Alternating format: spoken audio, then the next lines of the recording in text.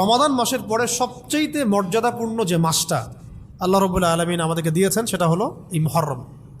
এই মুহররম যেটা আমরা এখন অতিবাহিত করছি, এই মাসটাকে আল্লাহ পাক বলেছেন যে এটা হচ্ছে আল্লাহর মাস। এটা কার মাস? তার বাকি মাসগুলো কি আল্লাহর নয়? অবশ্যই এটা বোঝানো হচ্ছে এটা আল্লাহ পাকের কাছে অনেক বেশি মর্যাদা মণ্ডিত, সম্মানিত।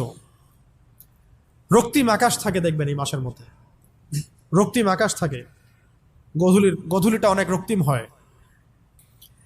এখন মূল কথাটা হচ্ছে এই মাসটা আল্লাহর মাস।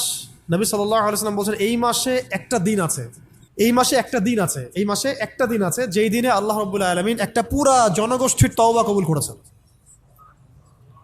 এবং আগামীতেও বহু জনগোষ্ঠীর তওবা আল্লাহ পাক কবুল করবেন। এই মাসে একটা দিন আছে। এবং একজন সাহাবী জিজ্ঞাসা করছেন, ইয়া রাসূলুল্লাহ, রমাদান মাসের পরে আমি কোন মাসে বেশি রোজা রাখবো? নবীজি বলছেন মুহররম সাল্লাল্লাহু আলাইহি ওয়াসাল্লাম। কোন মাসে? মুহররমে তোমরা বেশি বেশি সাওম রাখো।